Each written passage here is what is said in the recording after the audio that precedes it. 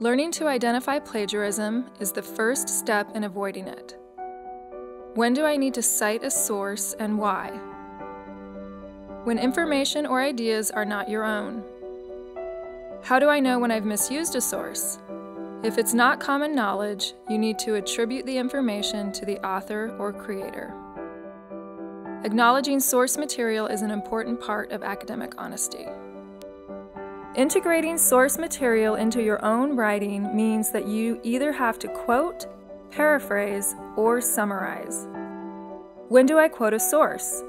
The guideline for quoting a source is if the original language of the source is necessary to capture its meaning, then you should quote it.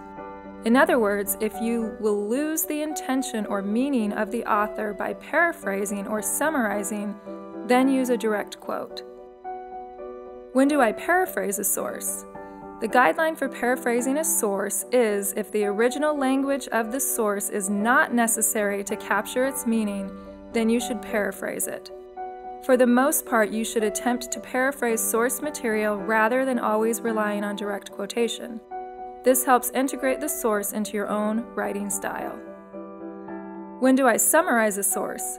The guideline for summarizing a source is if the original language of the source is not necessary to capture its meaning and the original material is too lengthy to paraphrase appropriately, you should summarize. Use summary sparingly.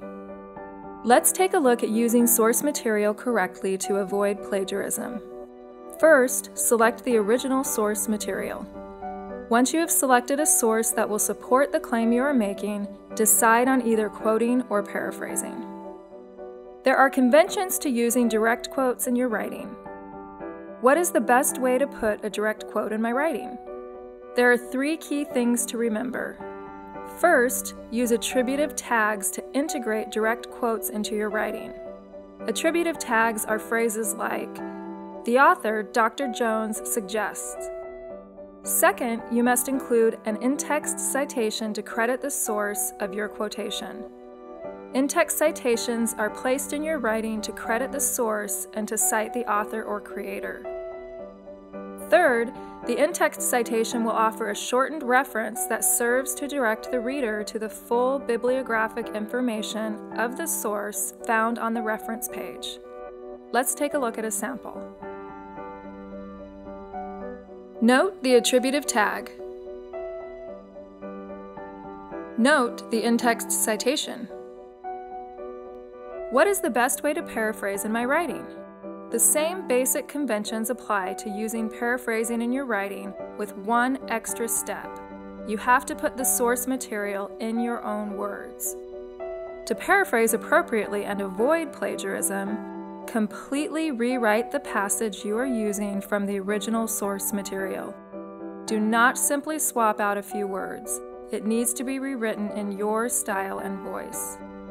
Also, follow the same conventions for giving credit to the author or creator. Use attributive tags and in-text citation. Let's look at a sample. Notice how the paraphrase captures the meaning of the original source but is rewritten in the writer's own style and voice. Original, paraphrase.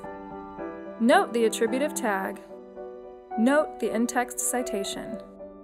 For a summary, the same principles apply as for a paraphrase. The only difference is the original passage you use is longer and needs to be shortened.